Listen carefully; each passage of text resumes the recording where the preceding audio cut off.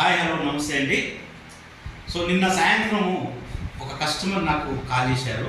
అతను ఏమడిగాడంటే, ఏమండి మౌలి గారు, ఇప్పుడున్న సిచ్యువేషన్లో గోల్డ్ మీద ఇన్వెస్ట్ చేయడం కరెక్టా, ల్యాండ్స్ మీద ఇన్వెస్ట్ చేయడం కరెక్టా అని అడిగారు.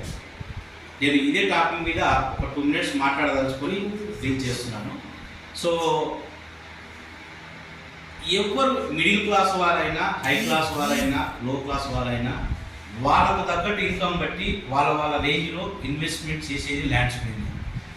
ఈవెన్ డాక్టర్స్ కానీ, ఇంజనీర్స్ కానీ, సినీ ఇండస్ట్రీ పీపుల్స్ కానీ, రాజకీయ నాయకులు కానీ, మంత్రులు కానీ, మినిస్టర్లు కానీ, ముఖ్యమంత్రులు కానీ ప్రతి ఒక్కరు ఇన్వెస్ట్ చేసేది ల్యాండ్స్ మీదే.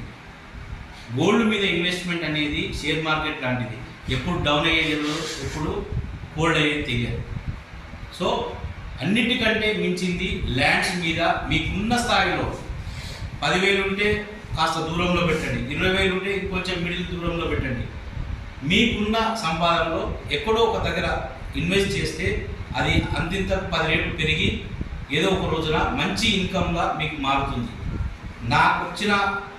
నాకున్న నాలెడ్జ్ ప్రకారం ల్యాండ్స్ మీద మీరు పెట్టుబడి పెట్టండి. మీకు అది రెట్టింపు అవుతుంది. చూస్తుంటేనే అది 3 ఏళ్ళకో 5 ఏళ్ళకో ఎప్పుడో ఒక దగ్గర మీకు మంచి ఇన్కమ్ను రెట్టింపు చేస్తుందని మీకు సలహా ఇస్తాను. థ్యాంక్ యూ అండి.